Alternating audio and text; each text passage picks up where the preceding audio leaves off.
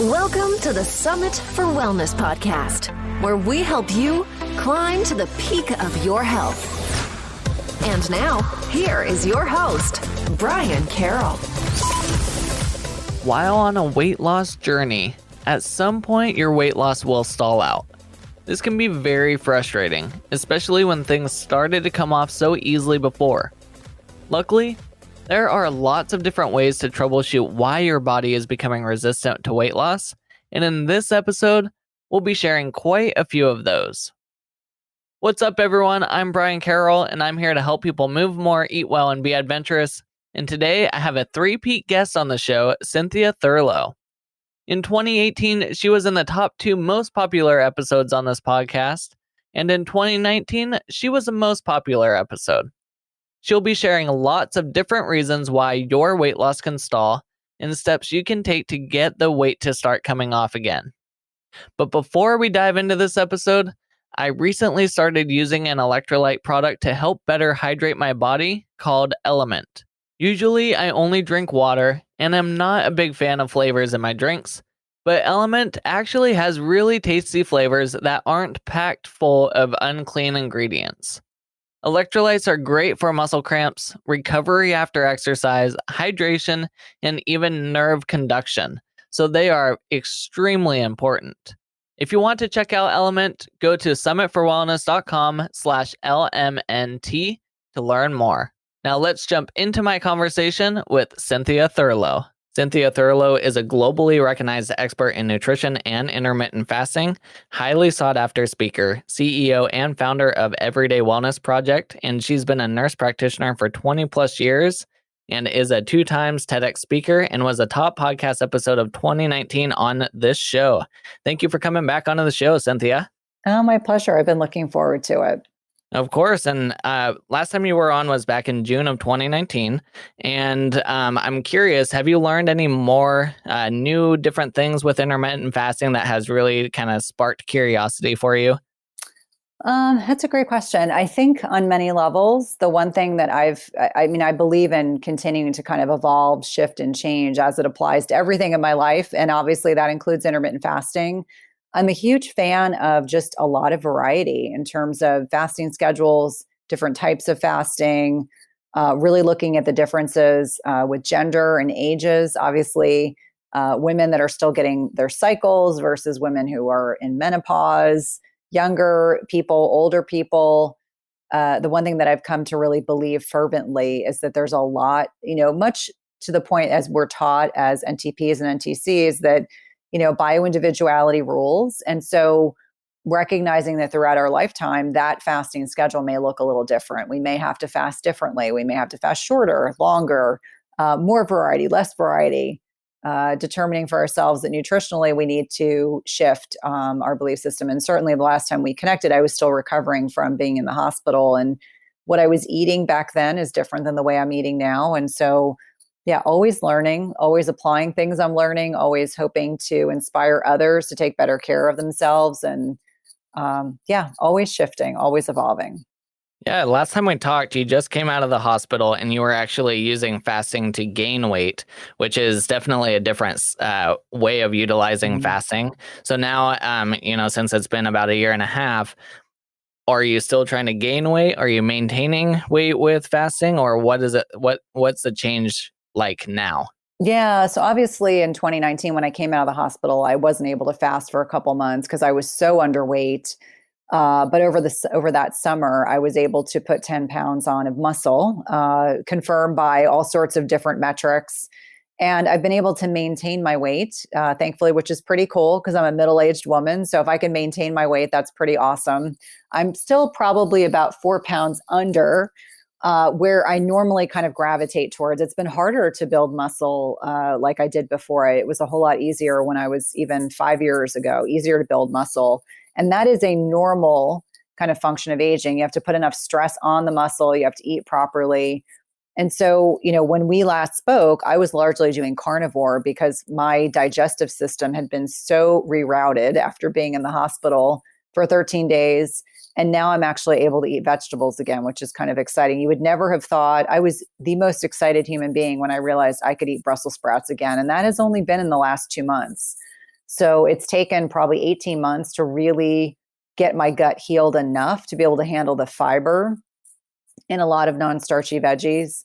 I'm happy to report I sleep really well. I am fastidious about stress management. So yeah, depending on where I am in time and space, I may be adjusting things as I go, and I encourage people to do the same, to not be rigid, to really try to be as flexible as possible. Heck, this 2020 really threw us all for a curveball, and if you weren't flexible, you weren't really going to do well with all the restrictions and things that have made our lives a little more interesting, right? Yeah, and that's a really good example that making different health changes, it takes time. You Mm-hmm. know, a lot of people, they look at the magazines and they want that 14-day fix to lose 10,000 pounds. But it really can take a long time to get your health under control. And for Mm-hmm. you, super healthy person that, was 10 days in the hospital and then it's taken about 18 months to get back to where you Yeah, currently are. yeah, That's, that's a long time. You have to yeah. be patient. Yeah, well, and it's interesting. So I was admitted to the hospital on February 17th, which is my brother's birthday, which is the only reason why I remember it. I only have one sibling. And so, as we're approaching the 2-year mark, I mean, I'm really very humbled. I feel very grateful because had I not been as healthy as I was heading into that 13-day hospitalization, there might have been a different outcome. And it might have taken a whole lot longer to get to a point of healing. And so, much like a lot of the women that come to me to heal their health and get on a different trajectory, and people that work with you, slow and steady wins. People, you're right. We're in this instant gratification kind of mindset that we don't want to put the work in. And if you had asked me even a year ago, would I be in a position where I could actually eat cauliflower and broccoli and asparagus and not have diarrhea, I would not have believed it. So in many, many ways, it just took that amount of time. And if you look statistically, the average, dose of antibiotics, it can take 18 months to 2 years for your gut to heal. And I got whopping doses of antibiotics. I got 6 weeks of antibiotics, antifungals, and then ultimately had a big surgery. So I just like to remind people that you have to be patient and you have to remain open-minded, and you can't be rigid, because if you are, you're going to set yourself up for being pretty unhappy. I would never take back what I went through because it made me a stronger person. But by the same token, it also makes me immensely empathetic towards things that people go through. Like sometimes we can all feel sorry for ourselves. Like, were there days where I was like so weak I could barely get off the couch when I left the hospital, and my legs look like twigs? I do not exaggerate. But now I look at it and I'm like, hey, I mean, look at how far I've come. And I know there are plenty of people listening that are probably in the same position. They've had some, tragedy or unfortunate thing that's happened to them. And you can look back with pride and say, listen, I got through it. I'm better for it. I'm stronger physically, emotionally, etc. And that's really what's most important. Yeah, and that's also a good thing too, because you see yourself every single day, so you might not see the changes that are Mhm. happening day to day. But if you're making notes and you're able to go back 6 months and look at the progress that you made from the notes that you took, then you're able to see those changes. And that's why a lot of times you might not see the changes, but maybe your friends that you haven't seen in a little while and then you see again, they see the changes. So it's always good to just remember that there are changes happening. Mhm. And the more notes that you take, the easier it is for you to recognize that. Absolutely. And, it's interesting, about 4 months ago, and this happened to everyone in the United States, Nature Thyroid and Nature Thyroid, WP Thyroid were recalled. And for those of us that take thyroid medication that are on the non-synthetic varieties, it threw a lot of us into a tailspin. And you want to talk about going through something, again, fairly humbling, trying to find an alternative. And so I've been very open on social media that I've been on 4 different medications to try to figure out what would work best for me, between compounded, armor, synthetics.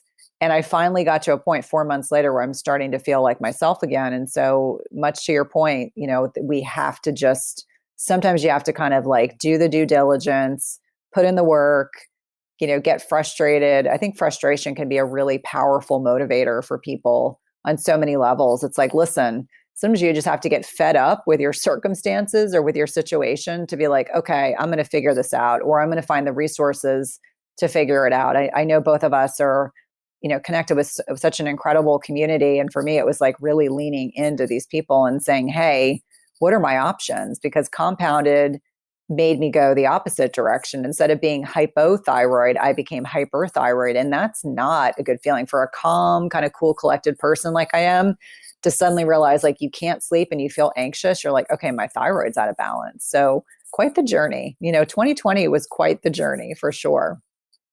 And speaking of frustration, the main topic we're going to be talking about today is weight loss resistance. Mm-hmm. So when people have a hard time losing weight, they might get to a plateau or something similar. So can you talk about what are some of the major causes of weight loss resistance? Oh, I love this topic. And it's probably the one I'm asked to speak on the most frequently, other than intermittent fasting. Well, let's start with sleep. I mean, sleep is foundational to our health, but how many of us don't get 7 to 8 hours a night of sleep? And there's even studies to demonstrate that if you're not getting 7 to 8 hours a night of sleep, you will gain on average 14.3 pounds over the course of a year. 14.3 pounds. Now, a pound each month may not sound like a lot, but over time that is going to definitely add up. And so when we start to realize that there's a lot of restorative processes that go on while we're sleeping, we know that we get peak secretion of growth hormone, which helps us build lean, healthy muscle. We know that there's the glymphatic system, which is this waste and recycling process that occurs only with sleep because it requires so much energy in our brains. And when you don't have those two things happening, along with not getting sufficient amount of sleep, you are setting yourself up for a world of hurt. In addition to that, we know that based on study and research data, that if you're getting less than 6 hours a night of sleep consistently, you are less likely to be able to control your blood sugar, which is going to lead to insulin resistance, which is going to lead to leptin resistance. So you get this whole constellation of problems, hormonal health problems, that will also come out of not getting enough sleep. Now, one of the things I'm known for is intermittent fasting, but I remind people sleep is so foundational to our health that if you are not sleeping through the night restfully, falling asleep easily, staying asleep, not waking up, do not add in intermittent fasting. I cannot tell you how many women in particular will come to me on social media and they're like, oh, I've got 40 pounds to lose, 30 pounds, 20 pounds, 10 pounds. Oh, and by the way, I only sleep 4 hours a night. Well, I always tell them, go back to the sleep piece, fix that, and then go to intermittent fasting. But don't do the opposite, because for a lot of people, the intermittent fasting can be another stress to the body. And if your body's already stressed and inflamed and unhappy, adding in intermittent fasting is not going to make it better. So sleep is always the very first piece of the puzzle. And I would say 90% of people who reach out to me on social media or become group clients or one-on-one clients, almost all of them have sleep issues. So we dial in on sleep first and then kind of work backwards. And there's lots of things that people don't realize they're doing that impact sleep qualities. Things as benign as being on electronics in the evening. Like for me, it's not as much my iPad, but if I'm watching a movie with my husband or sitting on the couch, like I've been subjected to a lot of football recently. And I do this because I'm the only female in my house. And sometimes that's the only way that we're all together at night. And I have to wear blue blockers because we know that the blue light from electronics will dysregulate melatonin secretion, which is that hormone that tells our bodies to go to sleep. And if that's dysregulated, our body increases cortisol, which is when you get wired and tired. And so you can start to see there's this kind of circuitous pattern, or people that eat too close to bedtime, like you shouldn't be eating within 3 hours prior to bedtime. I've been wearing a continuous glucose monitor. And for me, I'm definitely one of those people. I do much better if my last meal is 3 to 4 hours before I go to sleep. I just do much, much better. I sleep better. Sleep quality is improved. I just think about, people who they're struggling to lose weight. And so they really skimp on their macros, and that impacts their sleep. So whether it's too low calories, although I don't encourage people to count calories, you're just not getting your macros in. You're eating the wrong macros at night. You're drinking alcohol at night, which impacts your sleep. We know that dysregulates cortisol, dysregulates melatonin, spikes your insulin. I mean, there's all these things that start to happen, and your body actually will process alcohol first over all your other food. So there's just a lot to unpack about sleep in particular that can be at the basis of why someone is struggling to lose weight. Yeah, sleep is an interesting one. I've talked about that many times on the podcast, that it seems like people sleep is one of the first things that people just kind of toss to the side, Mm-hmm. yet it has so much impact on our overall health. Yeah. Like I'm seeing it with a lot of teenagers that I work with. Mm-hmm. They'll stay up all night long doing TikToks and all that type of stuff. But adults, I mean, we're kind of the same way. We don't get the best sleep, and when we're stressed and you wake up early, you go to bed late, you're working late, it's one of those things that just kind of gets tossed to the side.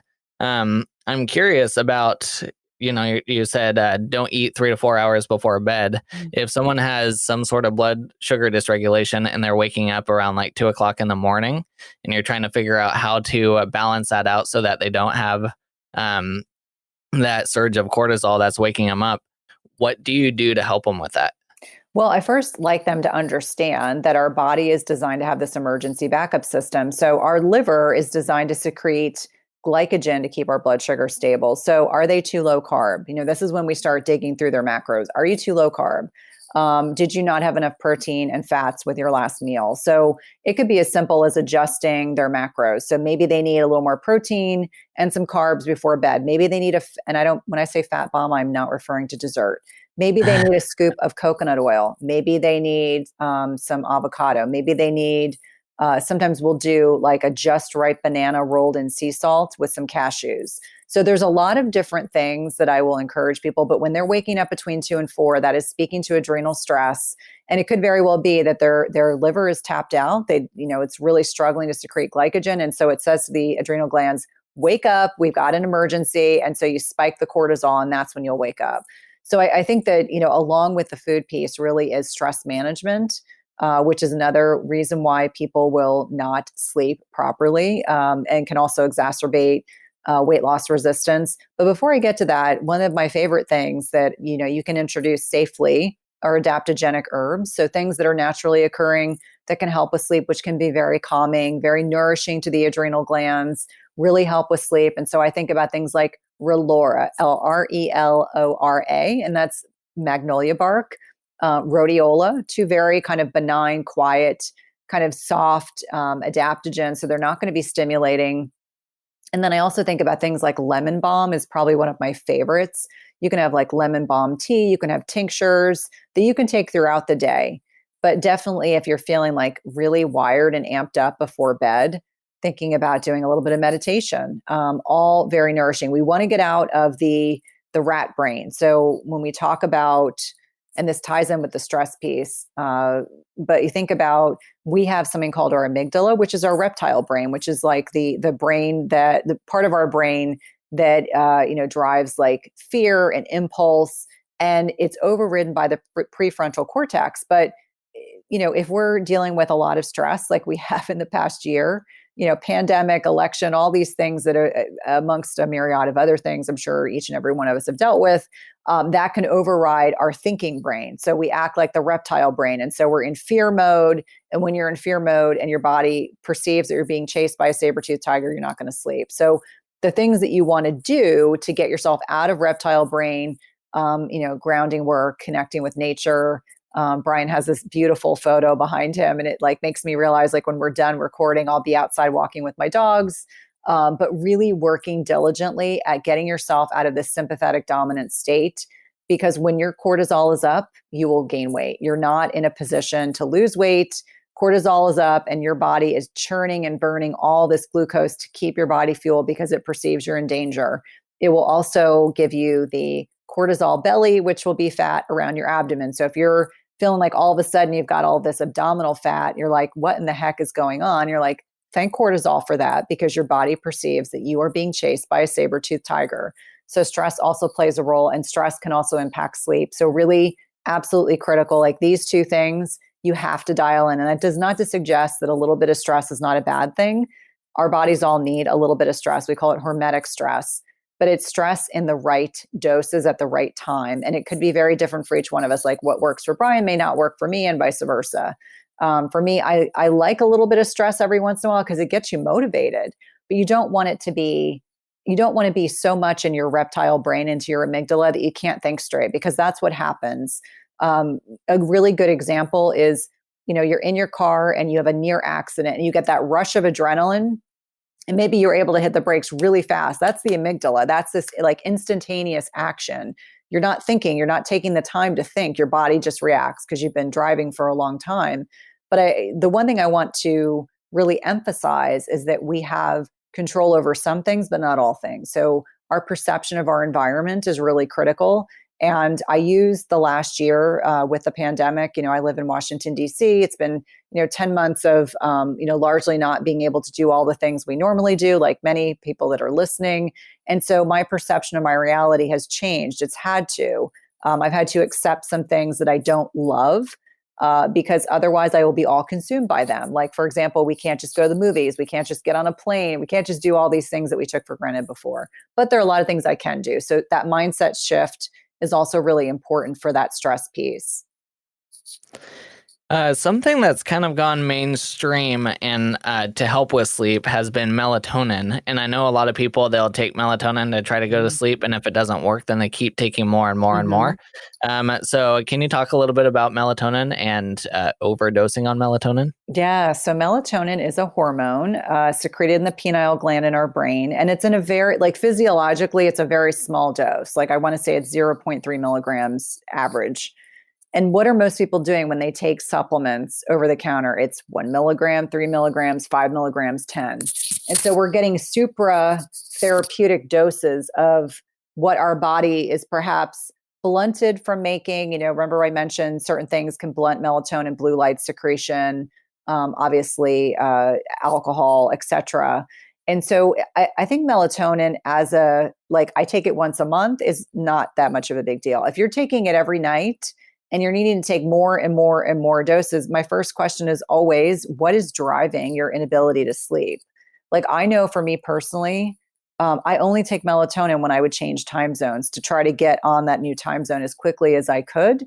And I probably take melatonin once every couple of months, usually when I'm desperate. I'm like, okay, I absolutely positively need to sleep tonight. With that being said, you don't want that to become a handicap. And certainly most doses of melatonin that are out there are too high. They're way more than what your body needs. So sometimes people get the melatonin hangover, meaning they've taken 10 milligrams of melatonin the next day and they're like, oh my gosh, I'm just not very clear. I still feel like I'm sleepy. And so I really encourage people to find out, why are you not sleeping, and to not be using melatonin on a daily basis, and certainly not at really high doses. I actually interviewed Doc Parsley, who's kind of this sleep expert. He's a really cool guy. And he was even talking about how he doesn't love really high doses of melatonin. So really be thinking about the fact it is a hormone. We don't want our pineal gland to get lazy and to think it doesn't need to secrete melatonin, because I do have a lot of women that come to me and we run a special test called the Dutch. And on the Dutch, you can see how much melatonin their brains are secreting. And almost always they're really low. And so I always say, like, stress and light exposure and alcohol can all dysregulate melatonin secretion. So you want to just really be mindful of the fact that we want to do everything we can to support our brains. Like, brain support is the most important thing we can be doing. A lot of things I've already kind of touched on, but you definitely don't want to be taking large doses of melatonin every night. Now, let's say we got our sleep figured out and our weight loss has still kind of stalled. What is one of the next areas that you would look at? Oh, I always look at hormones. There's always, if you can't lose weight, I think it was Dr. Sarah Gottfried said that 99% of people who can't lose weight, it's a hormone issue, which makes sense, right? So hormones are chemical messengers throughout our body. They're kind of governed by the endocrine system. And at the top of the endocrine system is the hypothalamus pituitary axis, which is in your brain. And so a lot of things can dysregulate our hormones. It can be as benign as the products we use on our skin, toxins that we're exposed to our environment, our personal care products, our food. Over time, there are things like endocrine disrupting chemicals that can do things to our hormones in a very negative way. So I always like to think about it from a top-down perspective. We have to support the brain first. We have to remove things that don't belong. And this is obviously easier said than done. For some people, it's very easy to clean up their personal care products. For others, it's the food piece.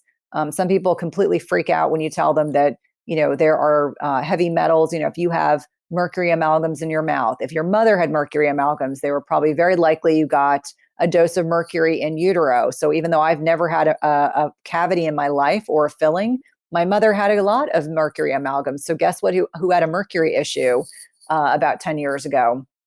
Exposure to heavy metals that way, or fluoride or chlorine. I mean, all these things that ultimately are not entirely beneficial to the endocrine system, which is a fairly delicate system. It's also very susceptible to stress. So let's talk about what stress does. I already talked about cortisol, but we know that cortisol impacts melatonin. We know that when we are stressed, it can impact our thyroid hormone. And our thyroid hormone is like the spark plug on every cell in our bodies. And it's not at all uncommon at middle age for people to start having thyroid issues. The most common disorder with regard to thyroid is Hashimoto's. This is an autoimmune underactive thyroid. 80 to 85% of people with an underactive thyroid have Hashimoto's. Many of them also can have something called Graves'. Graves' is when it's overactive. But back to thyroid gland. So when your thyroid is underactive, that can impact weight loss resistance. I also like to think about the more body fat you have, and fat is actually its own organ. It secretes all sorts of hormones and chemicals in the body. The more body fat you have, the more leptin resistant you are. Leptin is that hormone of satiety. Leptin is the hormone that tells our brains we're full. That communication between the gut and the brain gets disconnected the more body fat you have. So if you've ever seen someone in a fast food restaurant who's obese or morbidly obese, and you've wondered how in the world can they eat all that food, it's because their body does not perceive they've eaten all that food.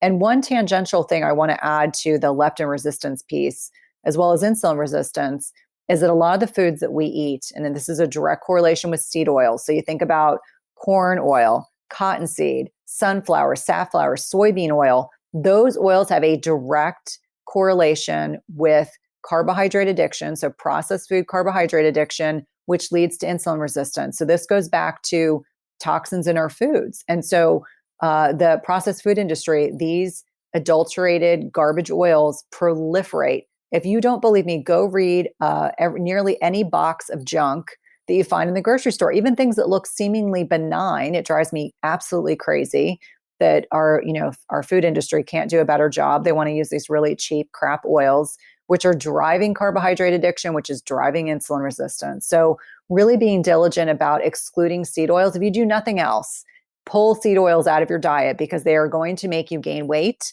They are going to make you insulin resistant. And interestingly enough, the very last time that I was out to dinner with my family, we went to a seafood restaurant, and I had sashimi on a salad. And I am completely confident, because I had no carbohydrates with my dinner, or they were all non-starchy vegetables. When I went home, I was like, why is my CGM was off the charts? And so the next day I called and asked what the ingredients were in this dressing, because I sometimes don't want to ask, but we should ask. It was soybean oil, and soybean oil spiked my blood sugar. I mean, my blood sugar was it was the highest it had ever been. And so I thought to myself, okay, so there's just yet another indication that we have to really be just super, super diligent. So things that impact the hormones in a very negative way are some of the things I identified, toxins, stress. But when our hormones are not properly balanced, and that includes sex hormones, which can also be dysregulated in response to stress. So especially things like testosterone. Testosterone can be aromatized to estrogen. And this can be a problem for men as well as women. I want to be very clear. It is not just a woman issue. A lot of these hormones can be dysregulated, relevant to stress management. So testosterone can get aromatized to estrogen. Estrogen, there's 3 forms. It has to be broken down properly. And then, progesterone, probably not as much, although for women that are kind of heading into perimenopause years, you can have these lowered levels of progesterone that can exacerbate estrogen dominance. But that's kind of like a brief kind of overview of some of the highlights that you'll see with regard to ways and reasons that hormones can drive your inability to lose weight. Do you think with leptin resistance, part of that could be because someone has more body fat on their bodies, that when they're eating, they have more storage sites for extra nutrients? That could certainly be part of it.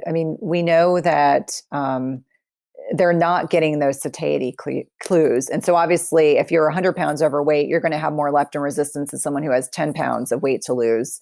Subjectively, we know that based on research. So just something for people to understand that it's not just in your head that you're struggling to like remind yourself, like, I'm full. Like, that's like eating for satiety is one of the most important things that we can learn, because once, that's like the baby step first. Like, we need to eat for satiety, because when we perceive we're full, we will stop eating. Like, when we're really full, like, that's why, protein and healthy fats should fill you up more than just eating carbs. Like, carbs, they just don't register. And I know I trigger people when I say this, but our body can make carbohydrates from protein. It's a process called gluconeogenesis. So we technically don't need carbs, although carbs are fun. We enjoy eating carbs. We want to occasionally have a piece of bread or cracker, etc. I get it. I totally get it. However, we don't need carbs. We do need protein and fats. We cannot make those on our own. Yeah, and speaking about satiety as well, it takes time for that to register. So if you're just scarfing food down, that's not going to occur because it hasn't been enough time. So it's about 20 minutes maybe Typically once you 20, start eating food? Yep, 20 minutes. And I always like to remind people that when we're stressed, so if you're standing and eating, or eating in the go, or eating in your car, or yelling at your kids, or whatever, yelling at your spouse, really important that your body perceives you are in a relaxed frame of mind. Because just think about it, like, digestion starts in our brains, which we all know, but we don't secrete, so we don't secrete enough hydrochloric acid. If we aren't secreting enough hydrochloric acid, our body is then not primed to secrete healthy amounts of bile. It's not ready to detoxify our body. It's not going to secrete as much pancreatic enzymes. So we are not going to be able to digest our food properly and break it down, then digest it, if we're not in that right frame of mind. And so when I'm talking to people and they're struggling to lose weight, I'm like, well, tell me what you do when you eat lunch? And it's usually like, I'm multitasking, I'm working, I'm eating, I'm yelling, I'm walking my dog. And I'm like, no, you need to sit. You need to, and I tell my husband this all the time, because he tends to be a stander and eater in the middle of the day. I'm like, I don't care if you stand outside, if you sit and you stare outside and look at a tree for 10 minutes, your body really genuinely needs to know that you are relaxed and safe so it can digest your food. That's another thing, is that we're so conditioned to like eat on the go, and we eat really fast. We don't even register that we're full. And I think that can be hugely problematic for many, many people, because they're not getting these satiety cues. And when you're not satiated, you don't stop eating. That's the biggest takeaway message. And so when people say, oh, I want to do intermittent fasting, I'm like, okay, we need to learn how to eat first. We need to learn how to fuel our bodies and become satiated, so that when we move on to the next piece, we're actually mentally and physically ready for that.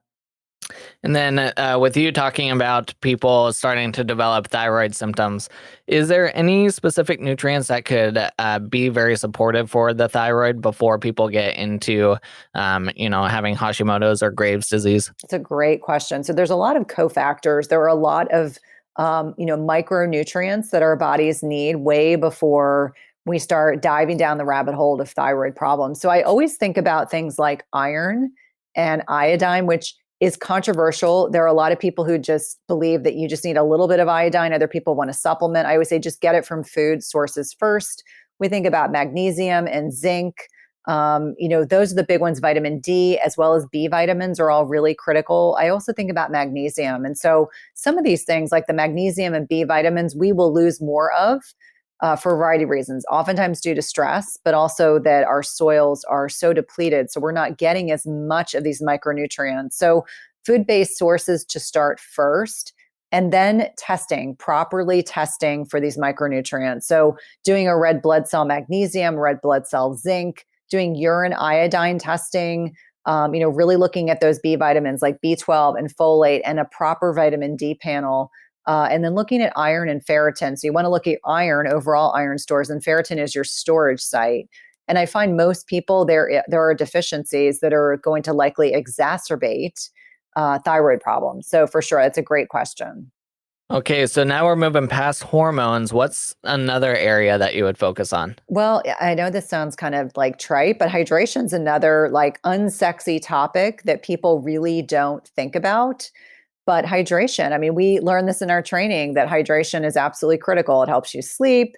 It gives you clear mentation. And so I remind people that not only do we need hydration, we need that, and we need electrolytes. And I know that's another, it's kind of unsexy topic for people that they just assume that electrolytes are kind of this ubiquitous kind of term. What does that mean? And I just remind them we lose electrolytes through stress, through urine, through sweating, and especially if you're fasting. So if you are someone that's doing intermittent fasting, if you're going more than 12 to 14 hours a day without eating, you more than likely are probably losing some water losses, and with water loss goes sodium loss. And so just adding some to your water throughout the day. I like filtered water. I like people to really aim for half their body weight in ounces of water a day. So if you weigh 100, I'm just saying this roughly, 100 pounds, you want to do at least 50 ounces a day, more if you're sweating a lot.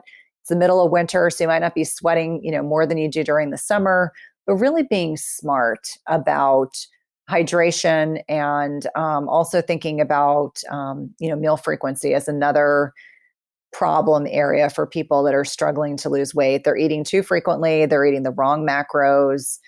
They're not giving their bodies digestive rest. They don't recognize true intrinsic hunger. And that in and of itself can be a huge problem.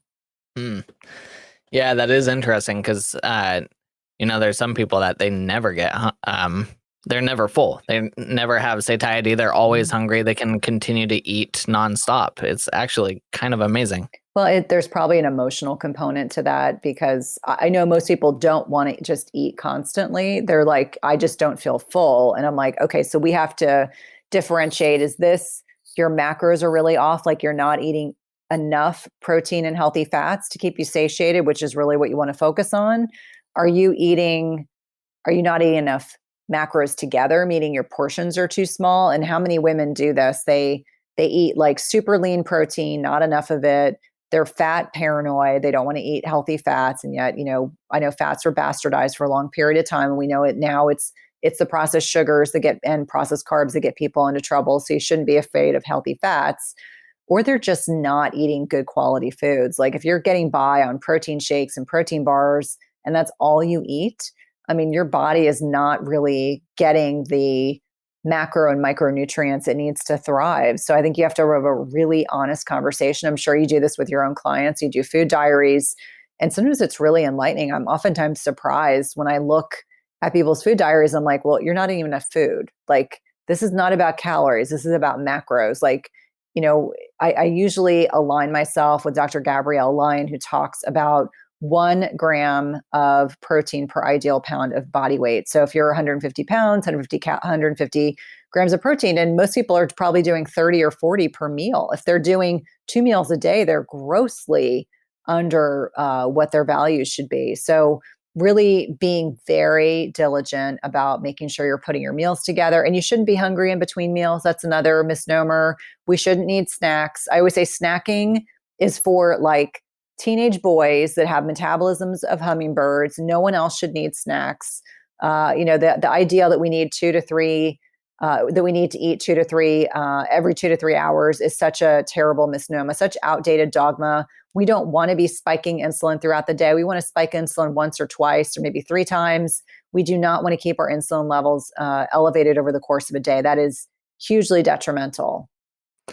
So I would say for a lot of people trying to get their body weight, 1 gram of protein per pound of their body weight, it could be very difficult to eat that much food, especially if you're, used to trying to do all these different diet types, and looking at a giant plate of protein might seem like a ton of food.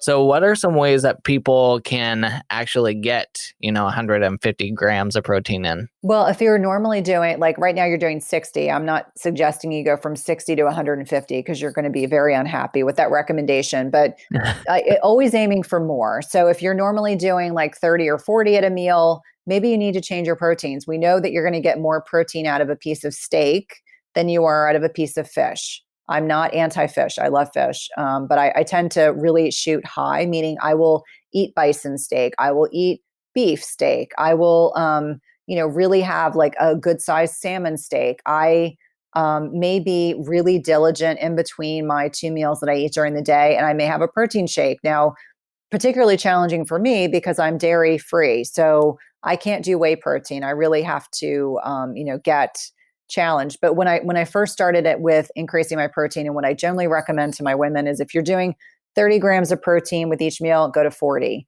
And what I find is most people are so happy with how satiated they are with a bit more protein that it's fairly easy, and then slowly increase it from there. I don't want people to believe in the nonsense that you have to eat a certain amount of protein immediately after exercising. Our body doesn't keep score like that. It's really what is comprised in a 24-hour schedule. I have taken lots of people off of intermittent fasting or really restrictive intermittent fasting schedules because they just can't get their macros in. There is no shame in having to do an 8-hour feeding window because a lot of people just can't get two bigger meals into an 8-hour feeding or 6-hour feeding window. So they'll do an 8. So you may need to adjust if you're fasting, adjust your fasting schedule. You may just have to be incredibly deliberate about your protein. You may snack on, rolled up pieces of chicken. You may be eating beef jerky. You may be having a whey protein shake. And most of those protein shakes, you can get 40 grams of protein.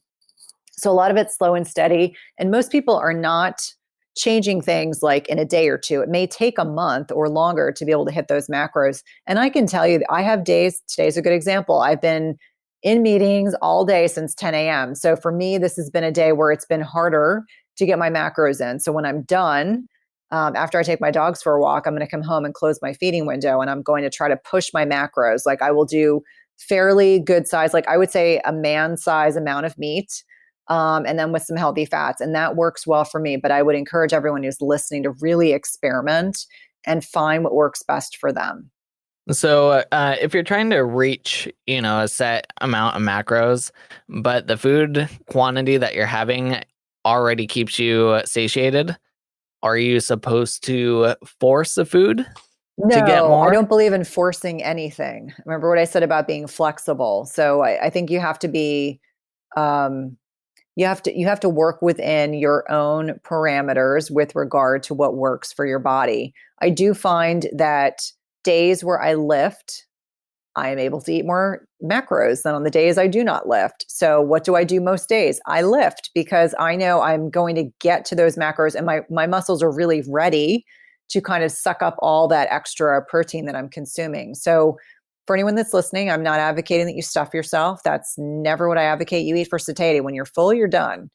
But I would imagine most, if not everyone that is watching/listening to this podcast is not consuming enough protein. And protein is the most important macronutrient, in my opinion, especially for people that are getting closer to their, closer to 40, late 30s, early 40s. There is something called sarcopenia that you want to avoid. It is a normal function of age and to lose muscle mass. The more muscle mass you have, the more calories you burn, because our muscles are a reservoir for glucose and for more calorie burning muscle. And I remind women in particular, women are so fearful of having manly muscles. Listen, it's going to get more challenging to build muscle the older you get. So you have to be super diligent about it. And one of those things is lifting heavy enough to stimulate muscle protein synthesis. And the other piece is you have to be eating the right macros to be able to fuel the development of those muscles. And part of that is protein. So, just really reminding yourself that you lift to remain lean, and you lift so that you can ward off muscle loss with aging, which is going to happen. I've even, I'm in my latter 40s now, and I can see in my body that I have to work a lot harder to build muscle now than I did even 5 years ago. And that is a normal trajectory, but it does not mean that is your inevitability. Yeah, for anyone that's worried, or any women that are worried about getting so lean that they look kind of manly, they should go talk to the female bodybuilders, because those ladies have to put in so much work and time to get even close to what they look like. And they'll be the first ones to tell you this is hard. It's hard for me to put on this much muscle. Yeah, it really is. I mean, I jokingly on social media, I always put the little peach, like I'm working on the peach. I do a lot of posterior chain work because I recognize that most people are overdeveloped on the front and not the posterior chain, which is the posterior part of your body. And, for me, it's like, I'm amazed at what some of the weight that women can lift in the gym when I watch them.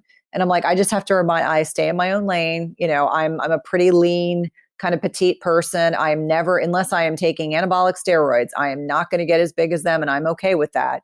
But you want to really think strategically about what muscle does in the body, how it helps ward off insulin resistance, sarcopenia, all these things that osteopenia, I mean, starting to see a lot of women as they get closer to menopause, they get osteopenic, sarcopenic. They get kind of like this skinny, like it's almost like a skinny fat. I don't want that. So really just being deliberate about your nutritional program and, reaching out if you're struggling with those things. I think a lot of people will sometimes hear me say, oh, you need to, I should be doing 120, 115 grams of protein a day. That seems overwhelming. I didn't go from 60 to 120, let me assure you. I mean, my family laughs at me because they'll see me walk around. I don't love protein shakes, but there are some days, today was a good example. I think I got 40 grams of protein in a shake because I knew I was going to be sitting and doing all these meetings. And so I was like, okay, I got 40 down and I got probably 50 at lunch. And I'm like, okay, I've got to get more when I eat my dinner to hit those macros. Just being diligent can make a big difference. And can you talk a little bit about the mindset that women might run into when they're doing a weight loss journey alongside of like their husband? Oh, yeah. Because a lot of times like the husband might lose weight much faster than the woman would, and that can be a little discouraging. Yes. And so, and I'm speaking specifically to intermittent fasting research right now, that if you take men and women and you put them through an 8-week program, men will lose fat and will lose weight more readily. And a lot of that's biologic. I mean, let's be honest. Men don't have to carry a baby to term, whereas women do. So our bodies are a little more sensitive. They can be a little more resistant to weight loss as opposed to men. They generally have more muscle mass, which makes it a little easier for them to lose weight. But if you look at statistical research over the course of an 8-week period of time, men will lose weight more readily, but at the 8-week point, they will lose the same amount of weight. So I agree that, part of it needs to be it's your own journey. You cannot compare genders. You really genuinely cannot. It's always infuriating. Like my husband played college lacrosse and like is so lean and it's kind of like effortless for him. Sometimes I have to remind him, I'm like, did you eat lunch? And he's like, oh yeah. It's like he just, kind of gets in his zone while he's working. I think it's really important for us to not compare ourselves to men and certainly not to our spouses or significant others, but to recognize you didn't pack on 20 pounds overnight. It's not going to drop overnight. I think we've got this instantaneous gratification culture that really believes it's supposed to be effortless to lose weight. We're going to take a pill, a potion, a powder, and it's going to happen. That is not the way you want to lose weight. The reason why we gain weight, it's usually multiple reasons why we've gained weight. Some of them we've kind of already identified in this podcast, but I like people to understand that, that negative mindset, our body hears everything we say inside our heads. And so I am a big believer in neuroplasticity and that our thoughts become our actions. And so even I get frustrated. I mean, I had this whole thyroid hiccup, a couple months ago, thyroid medication changed. When you gain 5 pounds when you're my size, I mean, it's very apparent. And so I kept saying to my healthcare providers, I know that this is related to my thyroid, which is impacting my insulin resistance. And I had to keep reminding myself, slow and steady. We have to put the due diligence in, keep a journal so you can write down the things that you're doing so you can look back on it. And sure enough, it took about 3 months and now I'm kind of back to my baseline. So for anyone who's listening, if you're giving yourself a hard time, give yourself some grace. We are in, again, unprecedented times where we have never lived through a pandemic. We have certainly not lived with this kind of stress before, social distancing, not being able to see loved ones, not being able to travel. There's a lot of things we can't do right now, but we can't put ourselves in a position where we have a negative mindset, which is going to fuel an inability to be able to follow through with some of the positive things that we're looking to do with our health and wellness. Yep. And that's, I know you have group programs with people going through kind of the same journey, and so do I.